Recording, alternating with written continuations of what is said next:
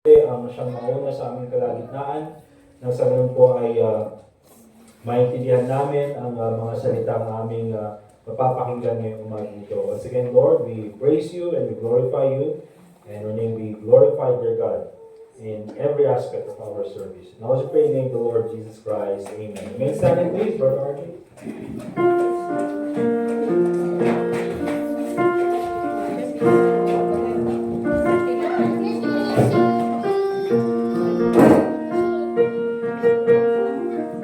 Page 372, mga kapatid, let's open our samples. On page 372, let the Lord lights be burning. Amen? Page 372.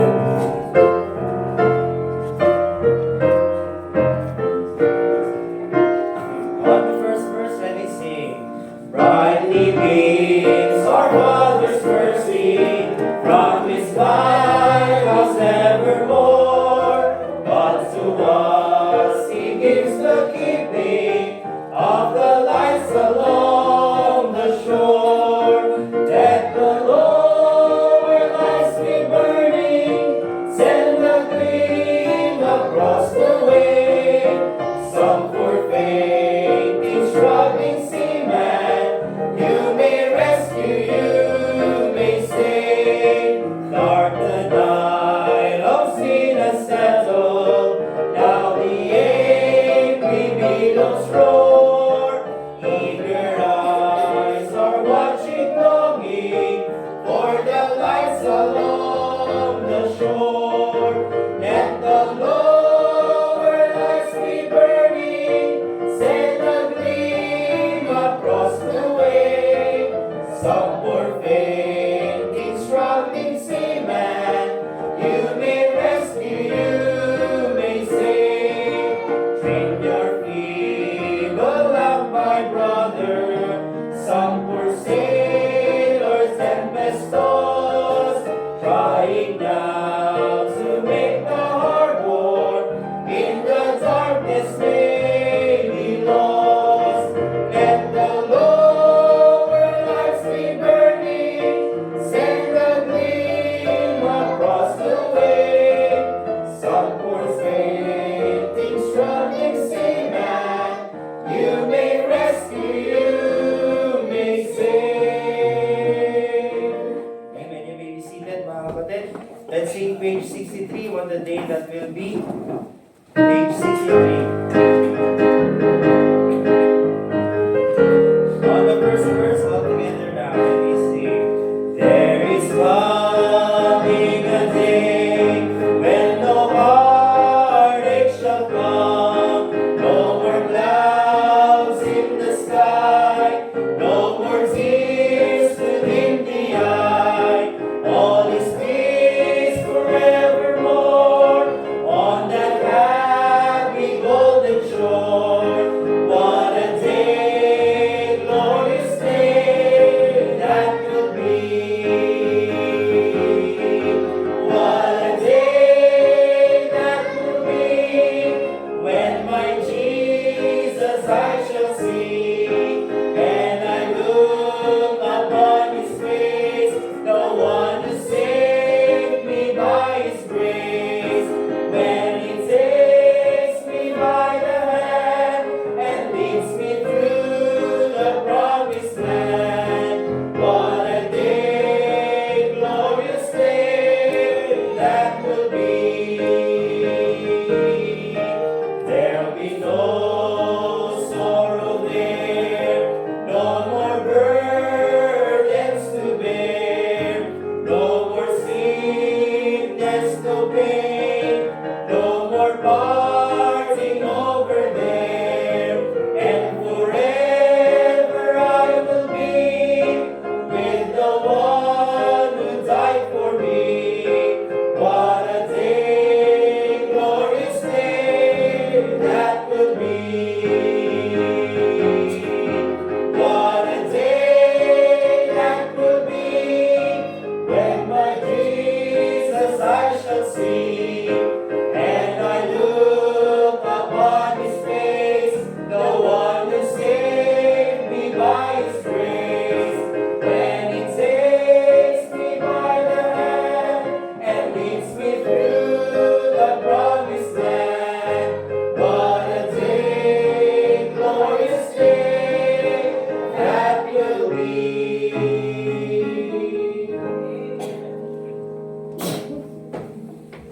Amen. Great singing mga kapatid.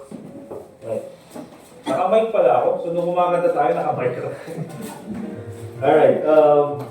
Yung announcement natin mga kapatid, bukas, Monday and Tuesday, ito sigurado naman na to siguro.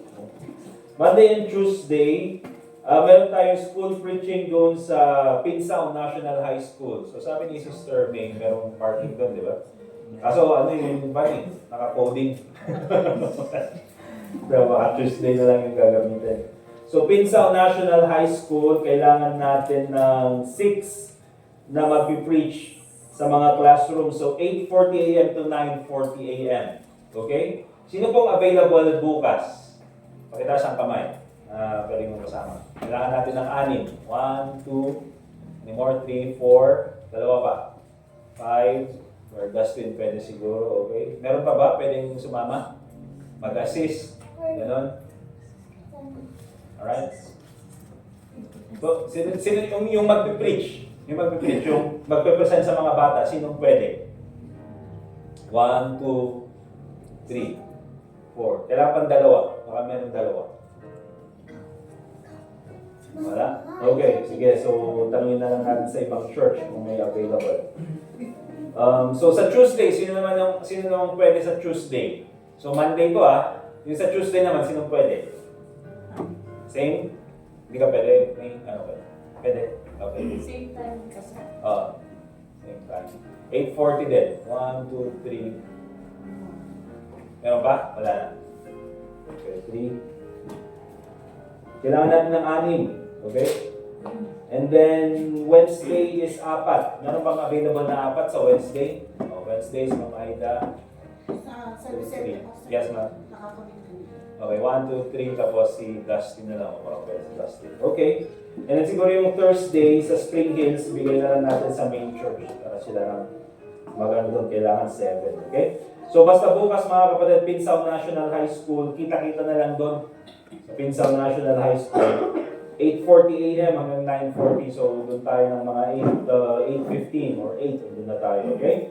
So yun lang naman po yung main announcement na sa mga activity natin this coming week. But also mga kapatid, later on, ang later on is after nating mag-lunch, okay, after nung lunch natin, wala na tayong service sa hapon. Okay? Kasi hindi namin napaghandaan na walang tubig ngayon. Okay, may tubig pero hindi nakargahan yung mga ang pangit naman, di ba, na tawag doon, bawal umihig. No, walang ihi dito Hindi ka alam. So, after natin mag-lunch, kasi meron namang konti na pambuhos. Sa mga men, yung urinal na lang gamitin natin sa doon, sa dulo. Okay, sa ladies, may konting tubig naman doon. Pwedeng pambuhos. At may dapat daw na ito konti lang. So dito and then doon. Pero yun, tingnan nyo na lang kung ano yung may tubig. Para sa next Sunday sana is makapagkarga tayo ng drum natin na pwedeng lagyan ng tubig. Okay? So ngayon lang to Ngayon lang to na wala tayong service ng hapon. But regularly meron dapat tayong service. Okay? Hindi naman kasi pwede na katulad dun sa Bonifacio noon na maraming CR na pwedeng puntahan. Dito is dyan lang. Hindi naman available yung tubig. Okay? So, yun po mga kapatid. This afternoon, after natin mag-lunch, kasi may nakita akong cake dun Ano yung birthday yan? For January 7. For January. Lahat? Lahat ba? Nakaka ko si Floyd Sa 31 si Floyd. Saturday? Pero kantahan natin lahat. So thank you dun sa bumili ng cake Kapag hindi kayo celebrate ng January, bawal kumain ng cake. Alright, so yun lang naman po ang mga announcement natin. Let's have one more song and then dadako na tayo agad dun sa ating preaching.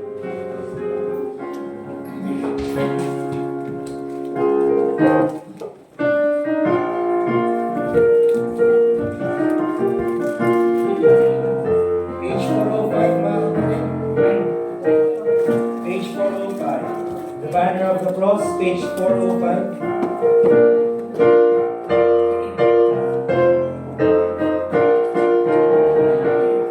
On the first verse. There's a royal banner given for display to the soldiers of the King. As an ensign fair we lift it up today, while as ransom once we sing. Marching on, for Christ got everything but lost, and to crown him King we'll toil and sing, beneath the banner of the cross. Though the foe may rage and gather as the flood, let the standard be displayed, and beneath its folds as soldiers of the Lord, for the truth be not dismayed. Marching on,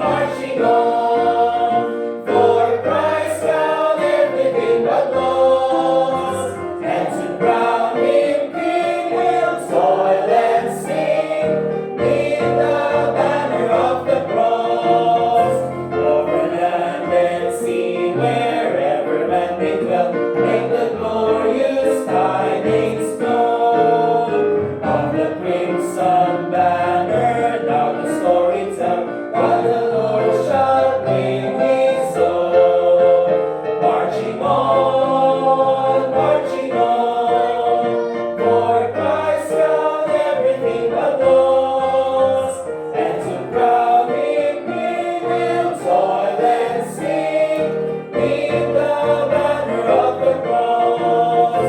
And the glory dawns is growing very near, it is hastening day by day, and before our King the foe shall disappear, and across the world shall sway. Marching on, for Christ found everything but lost, and to crown him King we'll toil and sing, beneath the banner of the cross. Amen. Let's open our Bibles, please.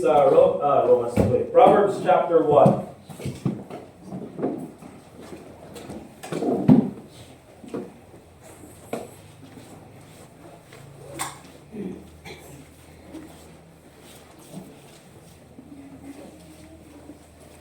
Mic test. Mic test. Good. Naka-on pero naka-off. Okay. Proverbs chapter 1. Ano ba yung Bible? Ay, sa akin ito. Kaya ba ito, Archie?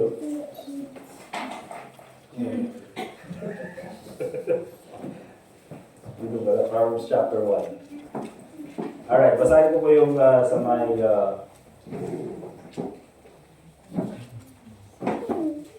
Proverbs chapter 1. Let's read from verse 1 hanggang verse 33. Ang sabi ng Bible, the Proverbs of Solomon, the son of David, king of Israel, to know wisdom and instruction, to perceive the words of understanding, to receive the instruction of wisdom, justice and judgment and equity, to give subtlety to the simple, to the young man knowledge and discretion.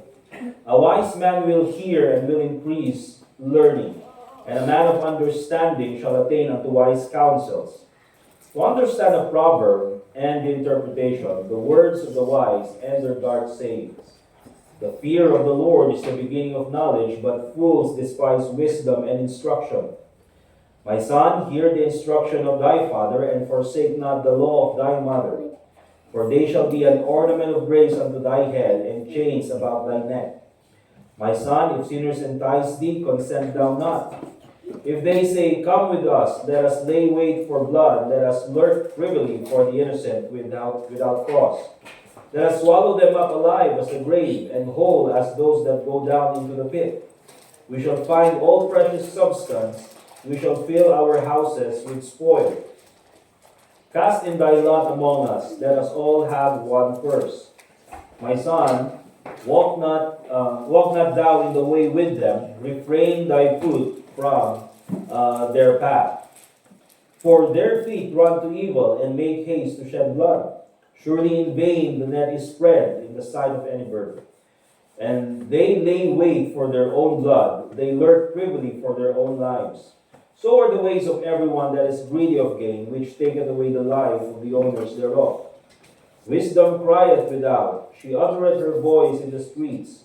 She crieth in the chief place of concourse. In the openings of the gates, in the city, she uttereth her words, saying, How long, ye simple ones, will ye love simplicity? And the scorners delight in their scorning, and fools hate knowledge. Turn you at my reproof. Behold, I will pour out my spirit unto you. I will make known my words unto you.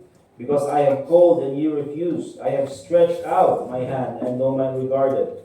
But ye have set at naught all my counsel, and would none of my reproof. I also will laugh at your calamity. I will mock when your fear cometh. When your fear cometh as desolation, and your destruction cometh as a whirlwind, when distress and anguish cometh upon you, then shall they call upon me, but I will not answer. They shall seek me early, but they shall not find me. For that they hated knowledge, and did not choose the fear of the Lord. They would none of my counsel, they despised all my reproof. Therefore shall they eat of their fruit, of the fruit of their own way, and be filled with their own devices. For the turning away of the simple shall slay them, and the prosperity of fools shall destroy them. But whoso hearkeneth unto me shall dwell safely, and shall be quiet from fear of evil. Let us pray. Dear God, Heavenly Father, once again, nagpapasalamat po kami sa oras na kami po ay pwede muling mag-aral ng iyong salita. Salamat po sa mga talatang aming nabasa. At mula po dito, Panginoon, ay magkakaroon po kami ng pag-aaral. Nawa po ang Holy Spirit ang siya po mamuno sa aming kalagitnaan. Nang sa ganun po na ay lahat po ng aming prinsipyo na dapat namin malaman ay maintindihan po namin, maitanim po sa aming puso. At ganoon din po, Panginoon, please give us the humility to listen to your word and to apply your words, Panginoon.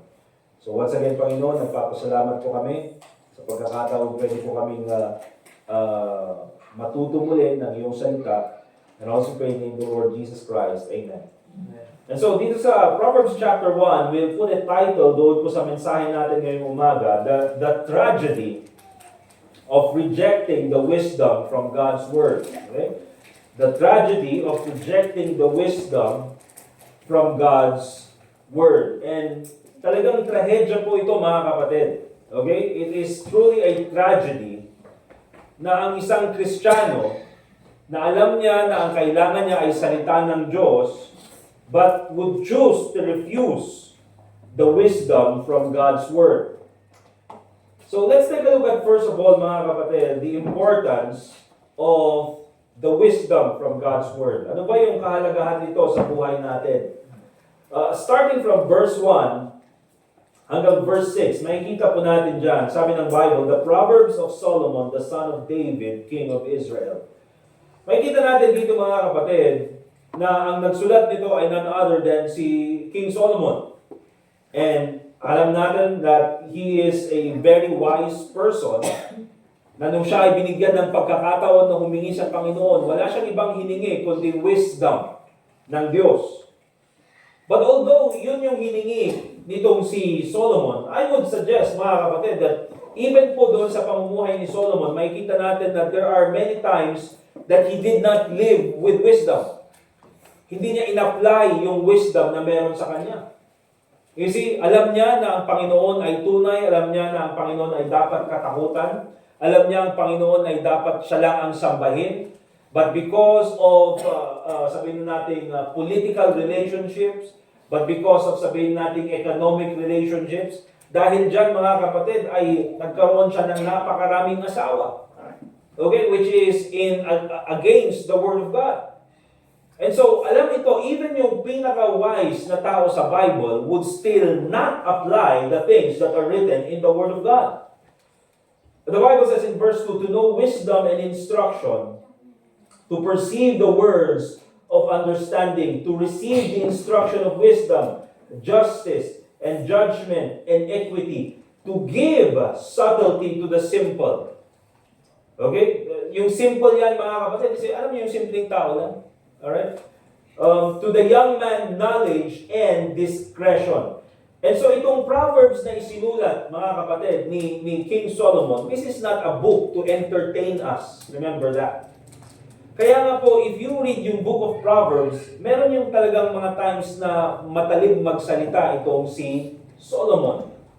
Bakit, mga kapatid? Because when you are teaching someone, minsan kailangan gumamit ka ng mga unfiltered words. Nang sa ganun ay talagang matutunan ng tao yung lesson na gusto mong ibigay sa kanya. That's why when you read the scriptures, especially itong book of Proverbs, you don't read it to be entertained. You read it, mga kapatid, to learn. To learn wisdom, to give subtlety to the simple. Pag sinabi natin subtlety to the simple, mga kapatid, wisdom sa taong katulad natin. Alright? It is designed, mga kapatid, to shape our minds and of course to guide our choices. Kaya po, kung titignan natin dyan, doon sa verse 5, sabi niya, a wise man will hear and will increase learning. You see, a truly wise man, mga kapatid, will accept what the Bible says. A truly wise man, mga kapatid, will increase in learning. Ang tunay na wise man, hindi niya tinitingnan yung sarili niya at sinasabi niya, alam ko na lahat. Ang tunay na wise man, nakikita niya na meron siyang pagkukulang at pwede pa niyang ma-improve kung anumang wisdom meron siya. Alright? And so that is, makikita natin din sa Proverbs chapter 1. Pinakita niya ni King Solomon kung bakit niya isinulat itong Proverbs, itong book of Proverbs. But also in verse 7, makikita po natin dito, saan ba nagsisimula ang wisdom? Where does it start? In Proverbs chapter 1 verse 7, very clear na ang sabi ng Bible, the fear of the Lord is the beginning of knowledge, but fools despise wisdom and instruction. Ang ibig sabihin niyan, mga kapatid, na ang tunay na wisdom, hindi po yan nasusukat sa IQ. Remember that. Hindi po yan nasusukat sa grades na nakuha natin sa school in academics. Alright? It was never, hindi po yan nakikita sa IQ, mga kapatid, because truly, there are many very intelligent people dito sa mundong ibabaw, and probably we can call them, wise in the world sense, but they are not wise according to the standards of the Bible. Because according sa Bible, ang sukatan ng wisdom ay nagsisimula sa takot sa Diyos. It starts with the fear of the Lord. Bakit yan yung sinabi ni King Solomon, mga kapatid? Because it's logical to fear God. And it's logical to obey the Word of God. Bakit? Kung alam natin, kung kilala natin ang Diyos, at alam natin na siya ang may likha ng lahat. Alam natin, mga kapatid, na siya ang nakakaalam ng lahat. Alam natin na alam niya kung anong pwedeng mangyari in the future. Alam natin, mga kapatid, na mas mataas ang plano ng Panginoon kaysa sa atin. Hindi ba logical na dapat lang sundin natin ang Diyos na mas nakakaalam kaysa sa atin? And so, dyan po natin talaga nakikita, mga kapatid, ang tunay na takot sa Diyos kung tayo ay handang sumunod doon sa kanyang kalooban. Listen, mga kapatid, katulad siguro probably, we'll just put it na tulad ng isang illustration na ang isang bata na hindi nakikinig sa kanyang mga parents, okay? Na talagang, kahit napaluin mo, ayaw pa rin makinig, or pinagsasabihan mo, ayaw pa rin makinig, that just shows one thing. That child does not fear his or her parents. Okay? Kaya yung ginagawa natin, mga kapatid, pinapalo natin yung bata para siya ay matuto so that marunong siyang sumunod and then magkaroon siya ng takot sa kanyang magulang. And there's a practical side to that, mga kapatid. Because if a child knows how to fear his or her parents, he will learn how to fear God. Okay? Kaya kung titignan natin yung mga batang walang palo, alright? Walang takot sa parents. Oftentimes, wala rin takot sa Diyos. Because they never understand the consequences of their actions. Okay? So yung trahedya talaga dito, mga kapatid, is yung Kristiyano na talagang namumuhay na para bang, katulad nga nung sabi ng Bible dun sa verse 5, A wise man will increase learning, and a man of understanding shall attain to wise counsels. Na kumbaga mga kapatid, ang tunay talaga na sukatan is yung itong wise na tao na ito, a man of understanding, he is going to listen to wise counsel. Okay? But also mga kapatid, gusto kong makita natin that the real tragedy begins when a Christian ay namumuhay siya na para bang mangmang. Namumuhay siya mga kapatid na para ba siyang fool. Bakit mga kapatid? Because here's the thing. Isn't it foolish na meron na tayong salita ng Diyos? Isn't it foolish mga kapatid na nakikinig na tayo ng salita ng Diyos through the preaching of God's Word but still do not obey it? Di ba? Nababasa na natin yung salita ng Diyos, alam natin na tama yung salita ng Diyos, napapakinggan natin yung preaching ng salita ng Diyos, alam natin na tama, alam natin na according sa Bible, and yet, hindi pa rin natin susundin. Mga kapatid, that is foolishness. Kumbaga, para kang isang tao na naligaw doon sa dilim. Okay? Parang isang tao na naligaw sa dilim at binigyan ka ng mapa, binigyan ka ng flashlight. Pero nung sinabi mo, hayaan mo na, kaya ko itong mag-isa ko. And then tinapon mo yung flashlight and then yung mapa. So ngayon, andun ka sa dilim at hindi mo alam kung saan ka pupunta. Bakit mga kapatid? Because you're already given the chance, binigyan ka ng direction, pero hindi mo sinunod. Anong nangyari mga kapatid? Mas lalong nagkagulo ang buhay. And so it's very important na makita po natin yung kahalagahan ng wisdom sa buhay ng isang tao. Okay? Now, how do Christians reject the wisdom from God's Word? Okay, paano yung mga Kristiyano, paano nila ito rinireject sa kanilang buhay? Because apparently, hindi naman natin ito publicly sinasabi na ayoko yung salita ng Diyos.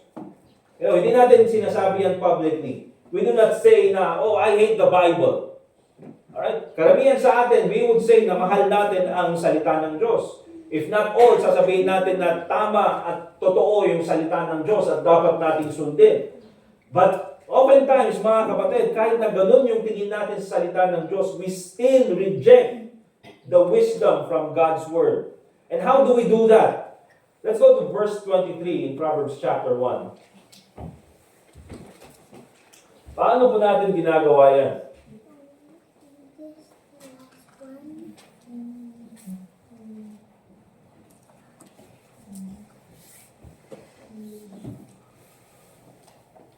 In Proverbs chapter 1, verse 23, the Bible says, "Turn you at my reproof. Behold, I will pour out my spirit unto you.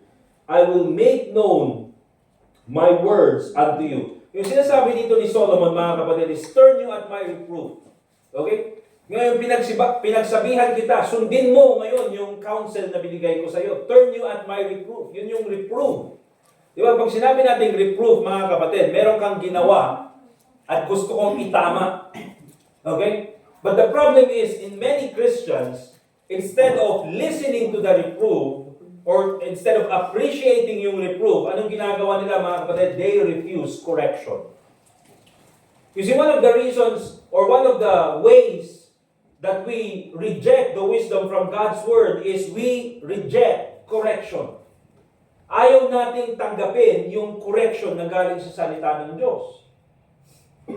And this is human nature, mga kapatid.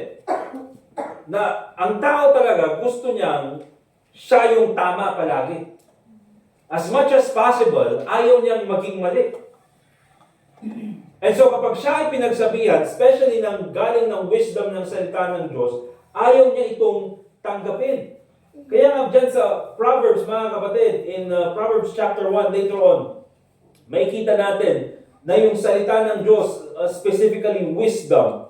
If we go to verse, asan yun? Verse 23. Okay? Oh, sorry. So, verse 20. Ano sabi ng Bible? Wisdom crieth without, she uttereth her voice in the streets. So, nandyan na yung wisdom, mga kapatid, na para bang umiiyak at gusto tayong pagsabihan. And pinagsasabihan yung mga tao, mga kapatid, to turn at my reproof. Okay? Makinig kayo dun sa sinasabi ko. But here's the thing, mga kapatid, many reject wisdom. Bakit? Here's the reason why many reject wisdom. Here's the reason why many people refuse correction. Here's the reason why ganyan yung ugali ng tao, ayaw magpatama. It's because they want to continue in their sinfulness. It's because they do not want to change. Anong ibig niyan sabihin, mga kapatid? Mas mahal ko yung kasalanan kesa sa wisdom. And so kahit na andyan na yung wisdom, pinagsasabihan ka na hindi yan yung tamang relationship, hindi yan yung tamang gawain, hindi yan yung tamang attitude, pero dahil ayaw mong magbago, ayaw mong baguhin yung iyong sarili, you continue in sin and you refuse wisdom. Bakit, mga kapatid? You refuse to change. And that is how many Christians reject the wisdom from God's Word. They refuse correction. Ayaw nilang magpaturo. Okay? At yan po ay talagang napakahirap, mga kapatid, na sitwasyon ng isang tao. Because, here's the thing, how can you help a person that doesn't want to be helped? I mean, nandyan yung salita ng Diyos, nandyan yung pangaral ng salita ng Diyos, at gusto mo sana yung salita ng Diyos bilang preacher, baguhin yung buhay ng mga tao. At gusto mo sanang matuto sila. Dahil gusto mong maging mabuti yung kanilang buhay. Gusto mong sila yung masenso, spiritually first of all. Gusto mo silang maging maayos yung kanilang pamumuhay. You want them to have a peaceful life. But how can you help the people if they do not accept correction? There's nothing you can do with that. Di ba? Kasla ka lang mag-isasawiti may isang pader or para ka lang nakikipag-usap sa isang pader na nagsasalita ka pero walang effect. Okay? And so that is how many Christians reject the wisdom from God's Word. They refuse correction. Another one, paano yan ginagawa? Okay, how do Christians reject the wisdom from God's Word? Not only by refusing correction, but also by ignoring the preaching of God's Word. Ignoring the preaching of God's Word. Pag sinabi natin ignore, mga kapatid, alam niyo yung parang, huwag mo nang pansinin yan. Yun yung ignore. Okay, huwag natin pansinin. Huwag natin bigyan ng pansin. Hindi yan importante. Yun yung ibig sabihin ng ignore. Alam mo na importante, pero you choose and then you make a decision and then you convince yourself na sinasabi mo, ay hindi yan importante, huwag nating bigyan ng pansin. Okay? Alam niyo yung salitang, alam niyo yung salitang deadma. Alam niyo, di ba? Pero dinedma ako. Mag-eye to eye kami, tapos dinedma lang ako. Inignore ako. Hindi ako pinansin. Maraming nag-aaway dahil dinedma ako, hindi ako pinansin. Because yung ignoring, mga kapatid, speaks volume. Ano ibig sabihin pag in-ignore mo yung isang tao? You're not important.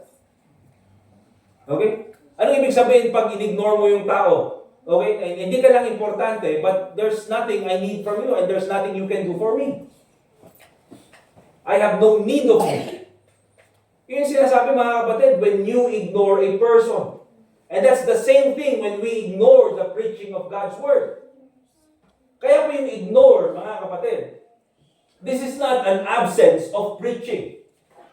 This is the presence of preaching, and then you act like it did not even happen. Na parang wala kang narinig. Notice verse 24 hanggang verse 33 ng Proverbs chapter 1. And makikita natin dito, in verse 20, makikita natin yung context, na itong si Solomon, sinabi niya na ang wisdom crieth without. Nasa labas siya. She uttereth her voice in the streets. Diba? So, it talks about availability. Wisdom is always available. Nandyan siya, nagsisigaw. Okay? She cried in the chief place of concourse, in the openings of the gates. In the city, she uttereth her words, saying. Okay? So, wisdom po ang nagsasalita nito. At sabi niya sa verse 24, Because I have called ye, and ye refuse. Ano pa? I have stretched out my hand, and no man regarded. But ye have set at naught all my counsel, and would none of my reproof. Pinagsabihan ko kayo, I even stretched out my hand, ako na mismo yung lumapit sa inyo, and no man regarded. You ignored me. Hindi man na ako binigyan ng kahalagahan. But ye have set not all my counsel. Pinigilan nyo lahat ng aking mga advice. And would none of my reproof. Ayaw yung tanggapin yung aking correction. Anong result? What's the result of that? I also will laugh at your calamity. I will mock when your fear cometh. Anong result, mga kapatid, when we ignore the preaching of God's Word? There will come a time, mga kapatid, sabi niya, I also will laugh at your calamity. I will mock when your fear cometh. At ito ang katotohanan ng buhay, mga kapatid. Calamity will come in your life whether you like it or not. At sabi pa niyang ganyan, when your fear cometh. Lahat ng kinakatakutan mo na pwedeng mangyari sa buhay mo, it can happen. Hindi niya sinabing, I will mock if your fear cometh. No, when your fear cometh. That talks about certainty, mga kapatid. Darating at darating yan. So whatever it is na kinakatakutan mo sa buhay mo, mamatayan ka ng mahal sa buhay, mawalan ka ng trabaho, di ba? Mapunta ka sa isang sitwasyon na ayaw mo sanang ilagay ka doon. Whatever it is, when your fear cometh, darating yan. Anong sabi ng Bible? I will mock when your fear cometh. I will laugh also at your calamity. Yun yung sabi ng wisdom. Pag dumating yung calamity, kasi dyan yung sasabihin ng tao, kailangan ko ng wisdom. Kailangan ko ng wisdom na galing sa salita ng Diyos. Okay? Pero nung nandyan yung wisdom, ayaw tanggapin. Ayaw yung sabi ng wisdom. Ngayong nangangailangan ka ng wisdom, I will laugh at your calamity. Wala kang mapapakinggan sa akin. Kakantsawan pa kita. I will mock when your fear cometh. Bakit? Nung binibigyan kita ng advice, nung pinagsasabihin ka ng galing sa salita ng Diyos, ayaw mong makinig. Ngayon na nandyan ka sa kalamidad, maghahanap ka ng wisdom, whether you ignored it in the first place. And so that's what happens, mga kapatid, when we ignore the wisdom that comes from the Word of God. Ano bang sabi niya, mga kapatid? When your fear cometh as desolation, walang ititira. Okay? And your destruction cometh as a whirlwind, when distress and anguish cometh upon you. You see, here's the thing, mga kapatid. Ang sabi ng Bible in James chapter 1, if any of you lack wisdom, let him ask of God, that giveth to all men liberally and upbraideth not. See, meron yung times na kapag dadaan tayo sa pagsubok, hihingi tayo ng wisdom sa Panginoon at ibibigay ng Panginoon yung wisdom na yan. But here's the thing, mga kapatid. When you reject God's wisdom from God's Word, when you ignore the preaching of God's Word, at nandyan yung wisdom na in-offer sa'yo ng salita ng Diyos, kahit na manalangin ka, mga kapatid, anong mangyayari? Hindi ka bibigyan ng wisdom. Why? Because the Bible says, in verse 27, when your fear cometh as desolation, walang ititira sa'yo. And your destruction cometh as a whirlwind, when distress and anguish cometh upon you. How many Christians, mga kapatid, ang palaging pinagsasabihan, bigyan nyo ng priority ang pagpunta sa church? How many Christians, mga kapatid, palaging pinagsasabihan, make sure na piliin mo kung sino yung mapapangasawa mo. How many Christians, mga kapatid, na pinagsasabihan, do this decision, bigyan mo ng priority ang Panginoon. And then, nung dumating yung problema, tsaka sila babalik, at tsaka sila pupunta. And anong advice bibigay mo, mga kapatid? Sinira na nila yung buhay nila. Wala ka nang pwedeng maitulong. Bakit? Because you have given them wisdom from the Word of God, and yet they ignored it. And here's the thing mga kapatid, in verse 28, then shall they call upon me. Tsaka sila hahanap ng wisdom. Ano sabi ng wisdom? I will not answer. Hindi ako magbibigay ng kasagutan. They shall seek me early, but they shall not find me. Bakit? Verse 29, for they hated knowledge and did not choose the fear of the Lord. They would not of my counsel. They despised all my reproof. And notice this in verse 31, therefore shall they eat of the fruit of their own way and be filled with their own devices. Wala silang ibang sisisihin kundi yung sarili nila. For the turning away of the simple shall slay them, and the prosperity of fools shall destroy them. And so, dyan natin makikita mga kapatid, na napakatinding kasalanan ay napakatinding trahedya ng isang tao na binigyan ng opportunity na mabigyan ng wisdom would reject that wisdom. And then, nung natapos na ang lahat, nung huli na ang lahat, tsaka siya maghahanap ng wisdom. And there's the tragedy mga kapatid. It's not that wisdom was not available. It has always been available. But men, Christians, they chose to refuse it. Okay? Kasi maraming mga Kristiyano, mga kapatid, how do they treat the preaching of the Word of God? Maraming mga Kristiyano, they treat the preaching of God's Word na parang background noise. Parang background noise lang. Na parang you can ignore it. Hindi naman ganun ka-importante. Okay? Minsan, how do Christians treat the preaching of God's Word? Nagagalit sila sa preacher pag tinamaan yung kanilang kasalanan. Okay? Minsan, magagalit sila sa preacher, mga kapatid, dahil nabanggit yung kanilang kasalanan. And they would even call yung preaching ng salita ng Diyos na masyadong harsh naman yung kanyang pananalita. Okay? O yung iba naman, very deliberate talaga. Anong gagawin nila? Kaya meron yung mga Kristiyano, darating na lang kapag ka sa invitation na. Ano ba? Darating na kapag ka-invitation. At least, natouch ako sa preaching ng salita ng Diyos. Doon ka nga sa ending lang ng amen eh. Alright? And minsan, sasabihin ko, alam ko na yan. Okay? Look at 2 Chronicles chapter 36, verse 15. 2 Chronicles chapter 36.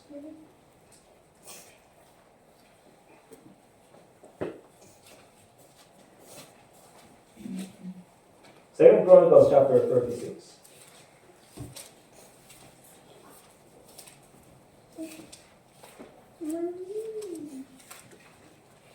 And the Bible says in 2 Chronicles chapter 36.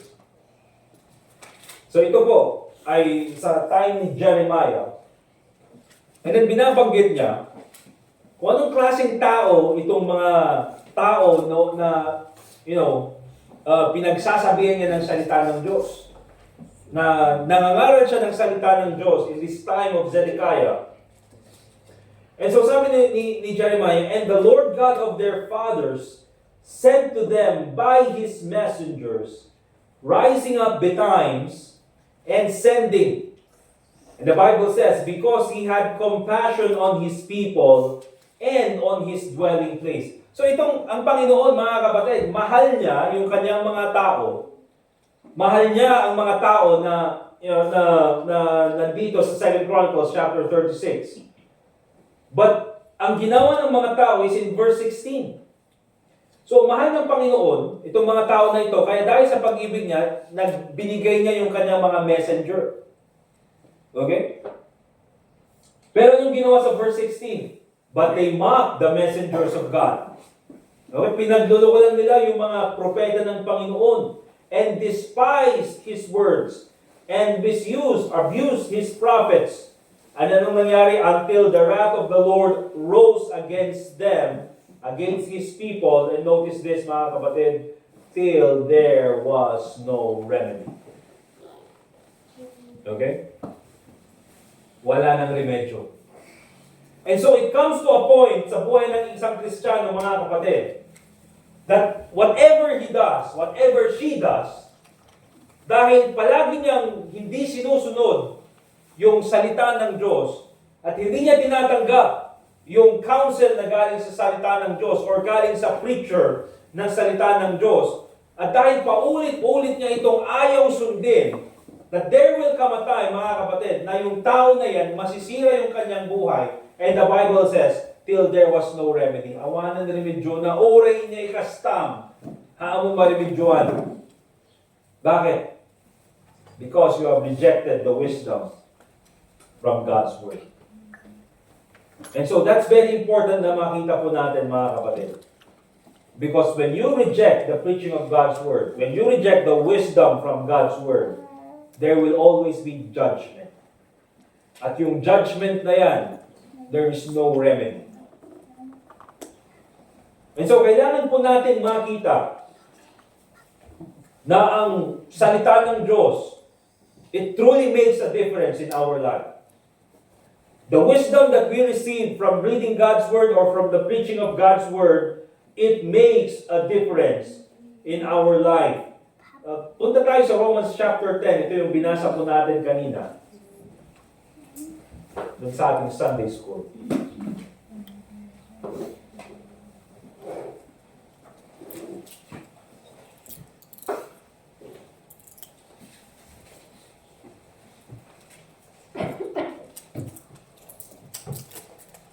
Romans chapter 10. And notice po doon sa verse 14 and 17, how shall they call on him whom they have not believed? And how shall they believe in him whom they have not heard?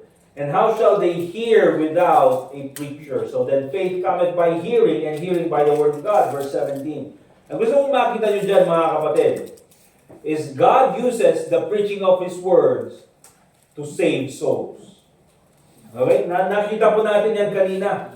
Kasi ang gusto kong ipakita dito sa inyo, mga kapatid, is yung pangangaral ng salita ng Diyos, it makes a difference in our life. And without the preaching of the gospel, hindi tayo maliligtas. Okay? So kung gaano natin masasabi na, dahil sa pangangaral ng salita ng Diyos, nabago yung buhay ko. Dati papunta akong impyerno, ngayon sa langit na ako pupunta. Bakit? Kasi merong nangaral ng salita ng Diyos. Kung paano natin tinanggap yung salita ng Diyos, is dapat ganun din yung pagtanggap natin sa anumang aspeto ng salita ng Diyos. Whether it be, kung hindi man salvation, mga kapatid, whether it be in holy living, in practical living, in all aspects of the Word of God, we should receive it as it is, the Word of God. Okay? And notice also in Hebrews chapter 4. Hebrews chapter 4, and tingnan po natin yung verse 12.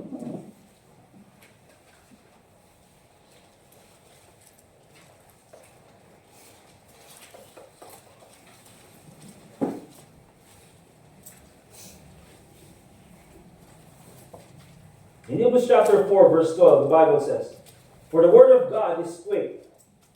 Pag sinabi natin quick, mga kapatid, ibig sabihin niyan buhay. Okay? Ang salita ng Diyos ay buhay. Kaya meron yung mga magsasabi na, yung salita ng Diyos, especially yung sa mga universities or mga liberal professors or even liberal preachers, na yung salita ng Diyos ay outdated. Okay? Na yung mga binabanggit dyan na bawal natin gawin or mga kasalanan daw ay hindi na applicable ngayon because the Word of God is outdated. Hindi po, mga kapatid, the Word of God is alive.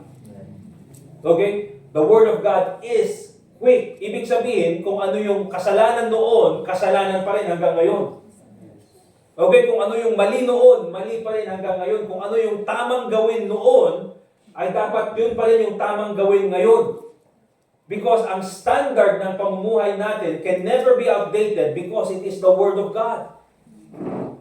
For the Word of God is quick and powerful and sharper than any two-edged sword, piercing even to the dividing asunder of soul and spirit, and of the joints and marrow, and is a discerner of the thoughts and intents of the heart.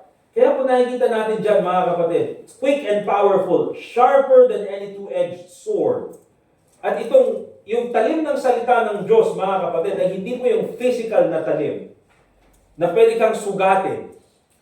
Pero itong salita ng Diyos, mga kapatid, sabi niya, piercing even to the dividing asunder of soul and spirit, and of the joints and marrows. Anong ibig sabihin niyan, mga kapatid?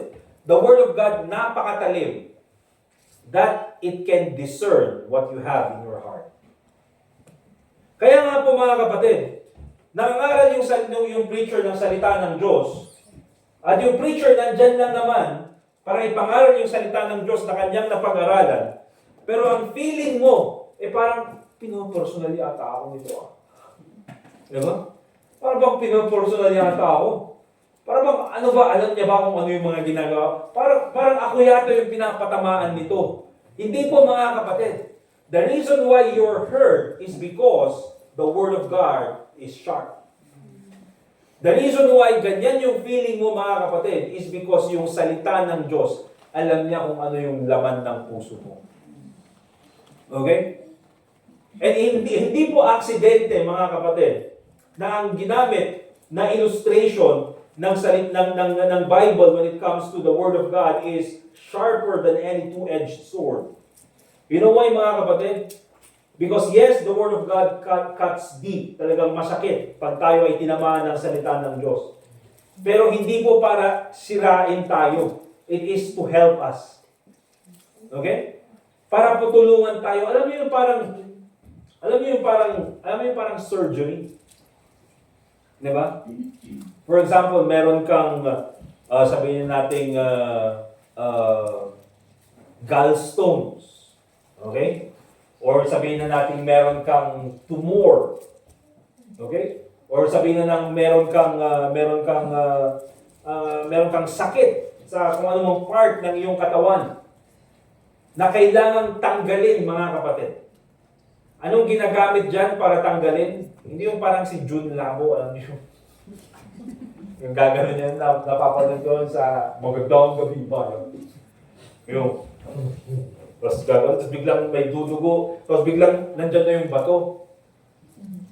Fake yun, mga kapatid. Kasi talaga ang kailangan gawin, kung talagang meron kang gallstone, nung wala pa yung laser, okay? Or meron kang tumor na kailangang tanggalin sa iyong katawan, gagamit sila ng scalpel.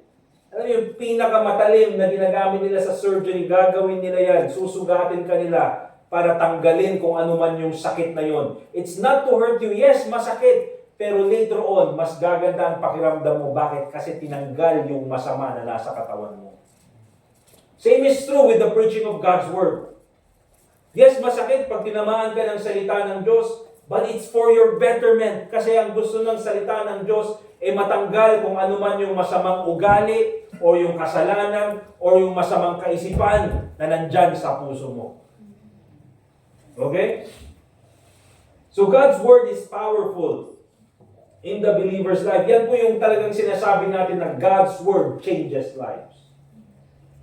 Imagine, ganito ka noon, pero dahil sa preaching ng salita ng Diyos, dahil sa pangangaral ng salita ng Diyos, dahil tinanggap mo yung correction ng salita ng Diyos, and even if you compare it right now, ay, mas mabuti yung pamumuhay ko ngayon kesa noon, nung hindi pa ako sumusunod sa salita ng Diyos.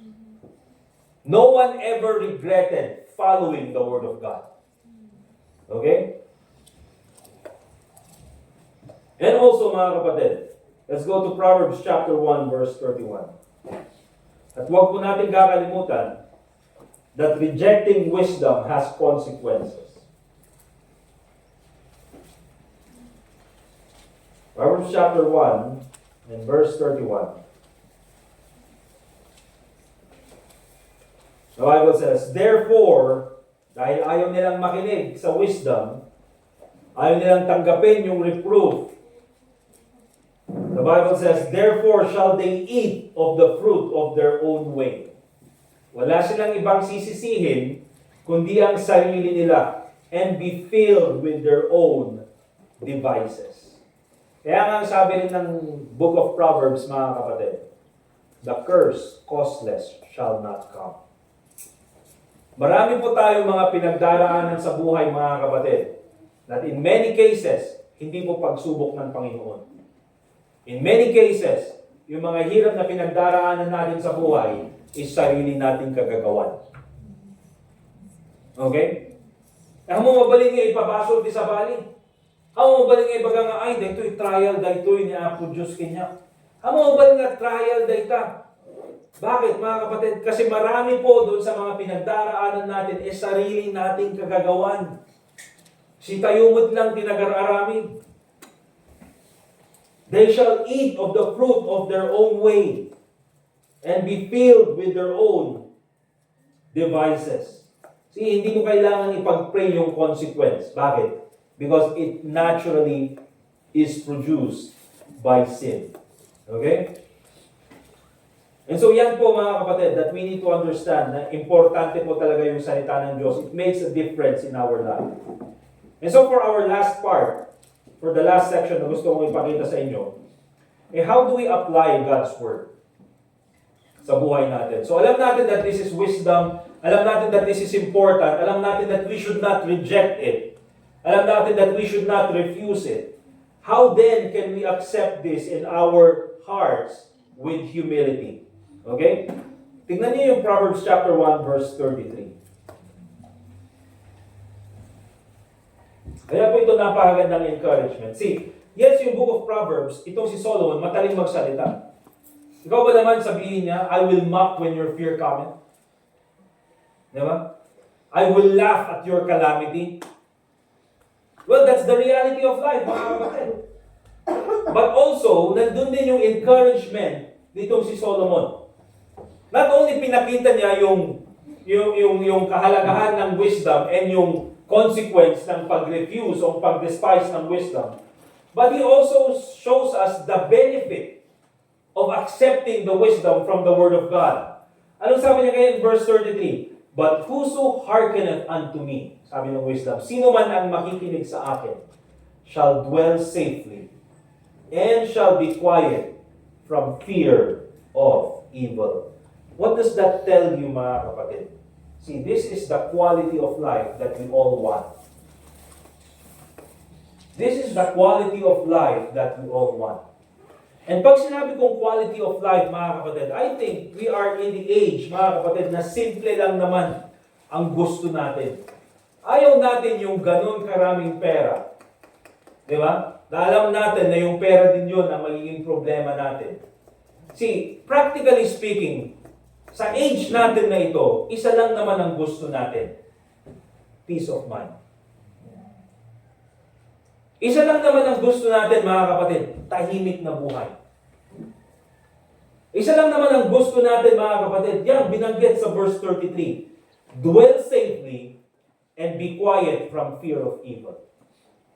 Alam niyo yung fear of evil, mga kapatid, yung parang natatakot ka na baka dahil yun sa dibaot ni Apo Diyos. Alam, dahil yun, umayon, dibaot niya. Hanggang makatal na, kakapsat. Diba? And the reason why hindi ka matahimik, the reason why nandyan palagi yung takot, hindi na takot sa Diyos, fear of evil, is dahil hindi ka sumunod sa kautusan ng Panginoon. You did not accept the wisdom from God's Word. This is the quality of life na gusto natin.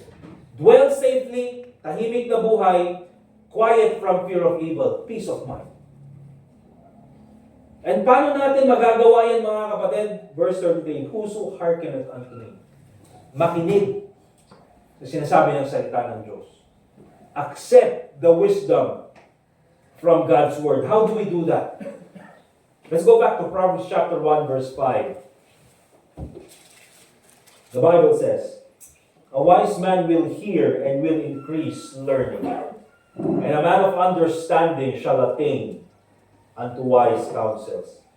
Ito practical application, mga kapatid. When you come to church, come with a teachable heart. Pag ikaw ay pupunta sa simbahan, mga kapatid, at tayo ay makikinig ng salita ng Diyos, regardless sa kung sino ang mangangaral dito sa harapan, listen and come with a teachable heart. Pumunta ka sa church para matuto. Okay? Hindi ka pupunta sa church kasi alam mo na lahat. Kasi kung alam mo na lahat, huwag ka na pumunta ng church. Alam mo na lahat eh. Diba? Tayo nandito sa church, mga kapatid, tayo yung mga nangangailangan ng kaalaman sa salita ng Diyos. Okay? So come to church with a teachable heart. A wise man will hear, sabi ng Proverbs chapter 1 verse 5, and will increase learning, and a man of understanding shall attain unto wise counsels. See here mga kapatid, gusto kong ipakita sa inyo that even a wise man will hear and will increase learning. Diba? A wise man na will hear and increase learning. Ano ibig sabihin niya? Yung wise man, tingin niya sa sarili niya, ay kailangan ko pang matuto. Pero yung foolish man, ano sasabihin niya? Ay, amo ko na kami. Alam ko na yan lahat. Okay?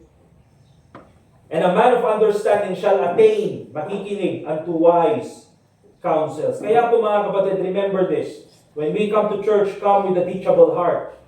One of the things na dapat natin gawin before we come to church, mga kapatid, bago pa tayo andito sa church, we already pray to God. Andun pa lang sa bahay, Sabado pa lang, Panginoon, Sunday bukas, pupunta po kami sa church. Lord, please give me a teachable heart. Kaya po even sa mga prayers ko before tayo mapunta sa pangalan ng salita ng Diyos, Panginoon, please give us a humble heart, a humble spirit. Nang sa ganun po ay ma-apply namin yung mga dapat naming malaman sa iyong salita. Okay? Magkaroon lang tayo ng humility mga kapatid na tanggapin natin na mali tayo, we are wrong, and that we need God's Word. Okay? Don't come to church. Don't come to church with your heart filled with your own wisdom. Okay? Kasi meron tayong kasabihan, you cannot fill a cup that's already full. Hindi mo pwedeng punuin ang isang baso na puno na. Okay? And oftentimes tayo mga kapatid, puno tayo sa sarili natin. We are filled of our own wisdom. We are filled of our own device. Here's the thing mga kapatid. The reason why nandyan ka sa peligro na yan, nandyan ka sa predicament na yan, nandyan ka sa sitwasyon na yan, is dahil sa sarili mong gawa. And yet, sasabihin mo na, alam ko na lahat. Eh, yung sarili mong ang gawa, yung sarili mong wisdom ang nagdala sa'yo sa kapahamakan na yan. Eh, so anong kailangan natin gawin? We need to empty our minds, mga kapatid, of our own wisdom. And come to church. At sabihin natin, Panginoon, please fill me with your own wisdom. Panginoon, turuan mo ako na galing sa iyong salita. Kasi mga kapatid, kapag ganyan po yung attitude natin, when we listen to the preaching of God's Word, it truly is life-changing. Okay? Ano pa? Look at Proverbs chapter 1, verse 29. Proverbs chapter 1, verse 29.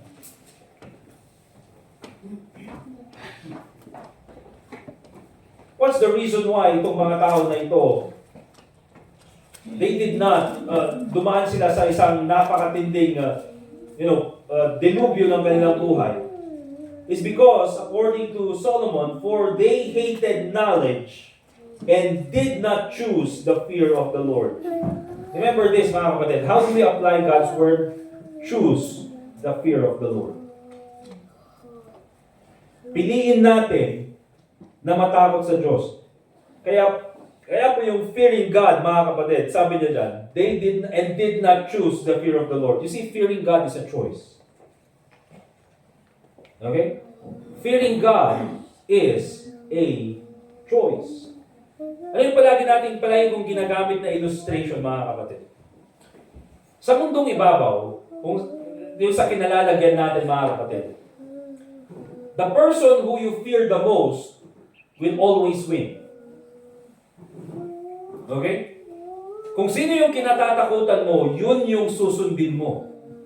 You will obey the person who you fear the most. Okay? Now, magbibigay ulit ako ng example lang. For instance, Sunday, and then sabi ng Bible, not forsaking the assembling of ourselves together as the manner of some is. So alam mo that Sunday, I should be at church. Okay?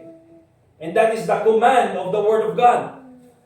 But also, nataon na Sunday, sinabi nung kaibigan mo na oy, punta tayo sa isang gathering natin. May gathering tayo. Punta tayo sa SM at puntahan natin yung mga bagay na ito. But here's the thing, mga kapatid. Kung sino yung mas takot ka, yun yung susundin mo. If you fear God more than your friend, you will choose to come to church. But if you choose your friend more than God, you will obey your friend. Naintindihan mga kapatid? Same is true sa trabaho, for example. Kung mas takot ka sa boss mo kaysa sa Panginoon, susundin mo yung boss mo. Pero kung mas takot ka sa Panginoon kaysa sa boss mo, uray niya bagbagana, susundin mo pa rin ang Panginoon. Why? Because you fear God more. Kaya nga, choosing God is a matter of choice. Okay? Choosing God is a matter of choice.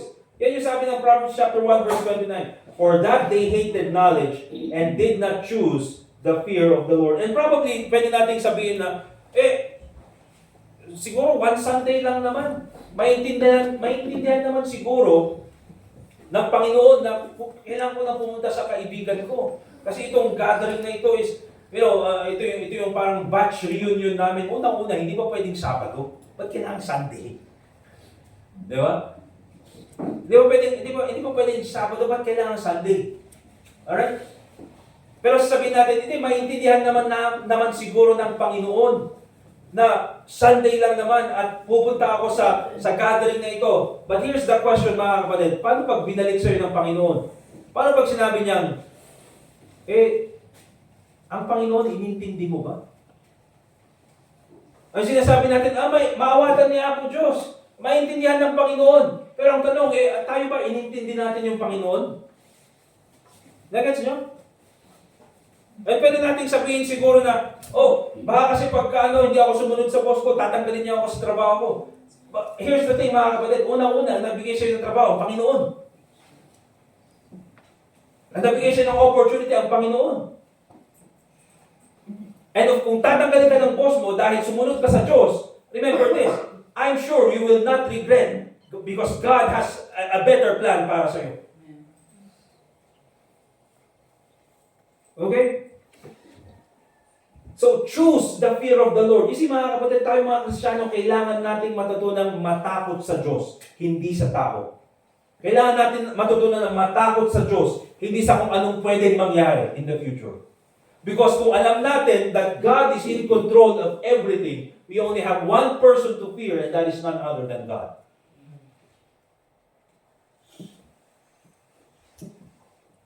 And also, let's go to Proverbs chapter 1, verse 23. How do we accept and apply God's word? Come to church with a teachable heart. Choose the fear of the Lord. It's a matter of choice, mga kapatid. But also ito, Proverbs chapter 1, verse 23. Napakaganda. Turn you at my reproof. Behold, I will pour out my spirit unto you. I will make known my words unto you. Turn you at my reproof. Ngayong pinagsabihan kita, sundin mo na agad. Ano ibig sabihin niyan, mga kapatid? Turn at God's reproof quickly. Huwag mo nang i-delay. Kapag nakita mo na ito yung mali, at nakita mo na ito yung dapat mong sundin na tama, do not delay. Huwag mo nang sabihin na, sige, bukas gagawin ko. No, right now, make a commitment na susundin mo yung napag-aralan mo sa salita ng Diyos. That's why meron po tayong invitation, mga kapatid. At sinasabi ko palagi, nga pala, diba meron invitation tayo, at sabi nga pala nung iba, mahirap daw mag-kneel. Kasi nga, especially dun sa mga seniors, mahirap daw mag-kneel dito sa harapan. Okay? Kaya, wag na kayong mag-kneel. Diba? Higa na lang kayo. Okay? Mag-pray na lang kayo sa upuan nyo. Alright? Pero that's the importance of the invitation, mga kapatid. Kaya po tayo mayroong invitation. Kasi I would like to encourage yung mga tao to pray and make a commitment. Panginoon, ito yung natutunan ko kayo. I want to obey you right now. Okay? Kasi kung walang commitment, mga kapatid, wala ka rin susundin sa buhay mo.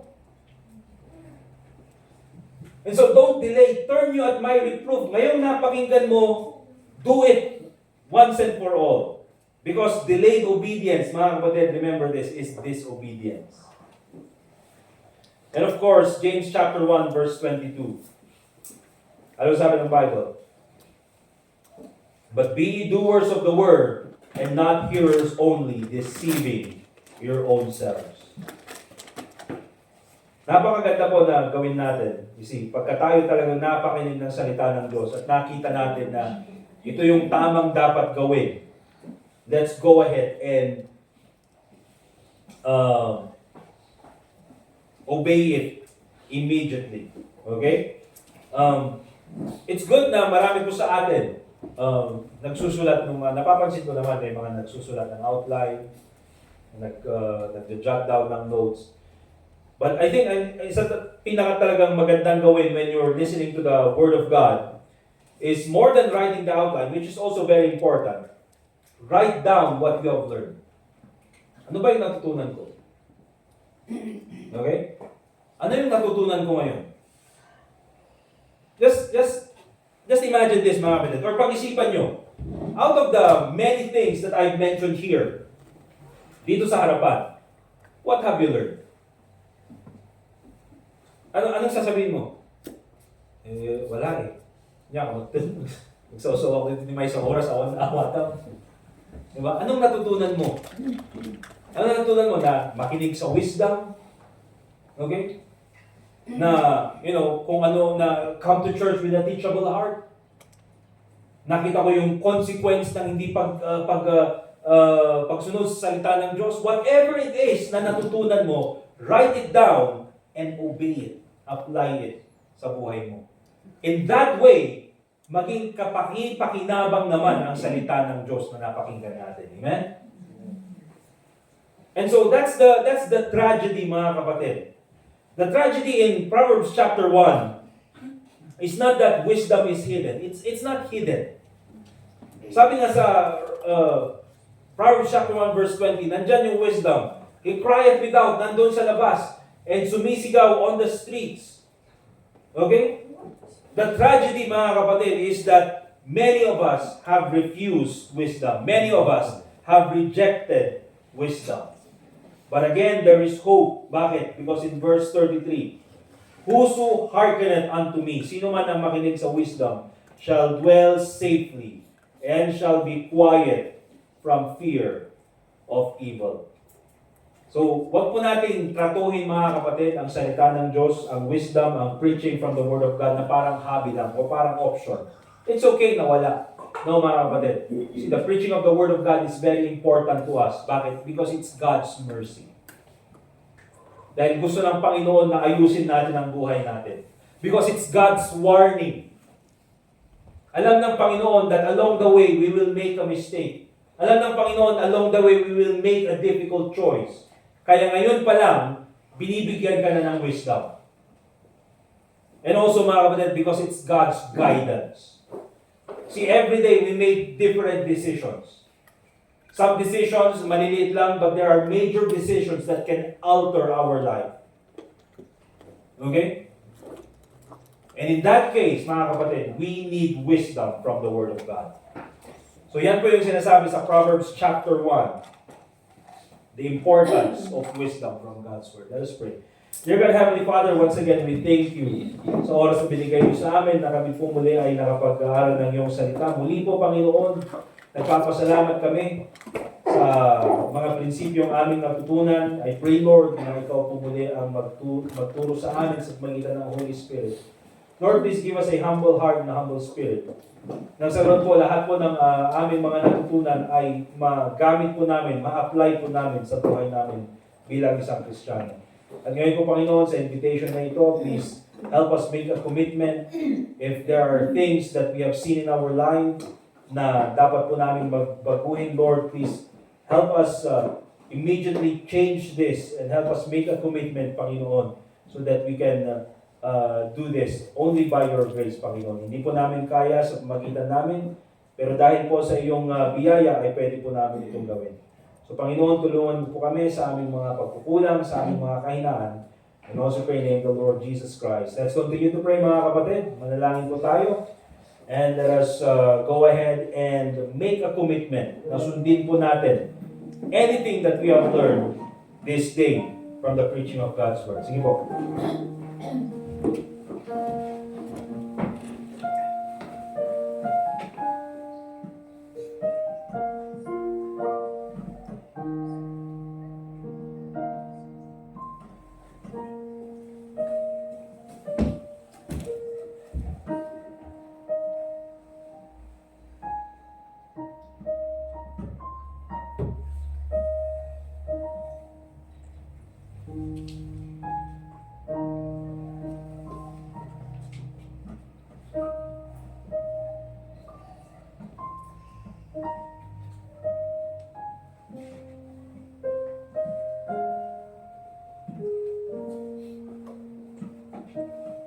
Dear God, Heavenly Father, once again, we thank you for this time. I pray, Lord, na ikaw po sana muli ang bigay ng wisdom sa bawat sa amin. Even, Lord, sa pagtapos po ng preaching na ito, I pray, Lord, that you guide us and help us in every decision that we make. Help us fear you and help us accept the wisdom from God's Word. Nang sa ganun po ay magkaroon po kami ng maayos na pamumuhay, magkaroon po kami ng peace of mind. Lord, tulungan mo po kami sa aming mga pagkukulang. At ganoon din po for the offering that we're about to give. We pray, Lord, na ikaw po sana ang mabigyan ng kalwalatian muli sa offering na ito. And also pray in the name of the Lord Jesus Christ. Amen. Alright, let's go ahead and prepare po yung ating mga offering, mga kapatid.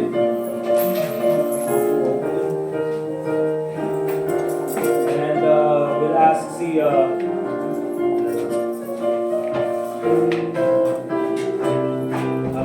Brother Edgar, that's si Brother RJ na lang. Sila yung Brother Edgar and Brother Jason.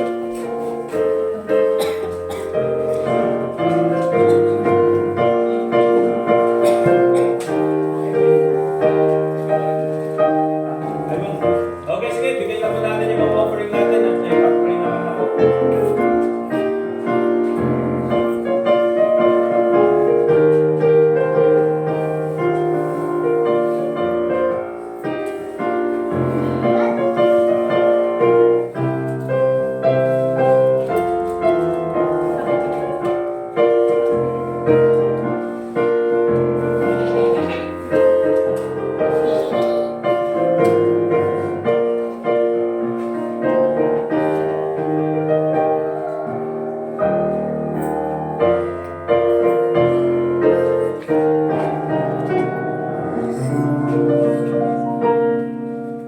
Sige mga kapatid, let's go ahead and have our closing song. And then pagkatapos po niyan, I will have si Brother Hector para sa ating closing prayer. Okay, let's all stand up please. Let's get our songbooks.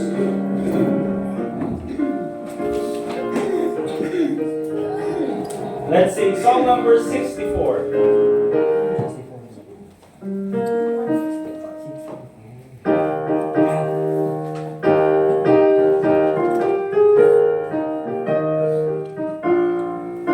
We'll sing, Shall We Gather at the River?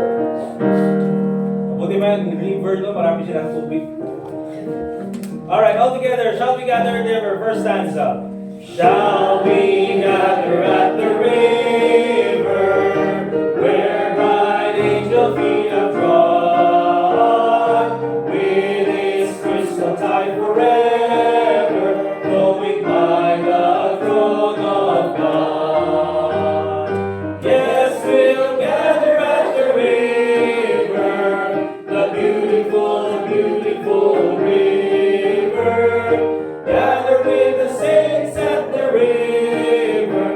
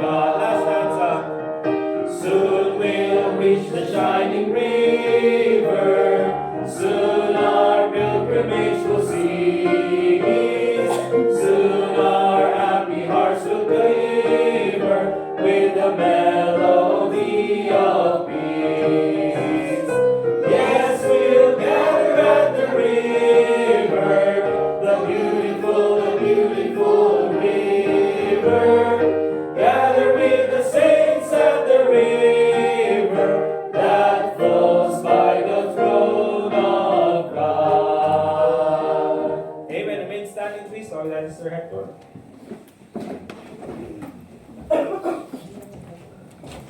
Let's pray. Lord, we thank you that you have gathered us and we were together as brothers and sisters to worship you in spirit and in truth. Thank you, Lord, for your messages. Thank you for our messenger, our pastor. Thank you again that we have gained wisdom this morning from your word. Help us, Lord, that this wisdom will be applied in our lives, that we will be able to think, to desire, and do right. Thank you, Lord, that you supply our needs and that, Lord, you want what is best for us Yes. as individual Christians and even as a church. Lord, as we ask your blessings as we separate ways this morning, dismiss us with your love, and may we continue to share your love in our lives. We ask this in Christ's name. Amen. Amen. You're dismissed, mga kapatid. Let's fellowship.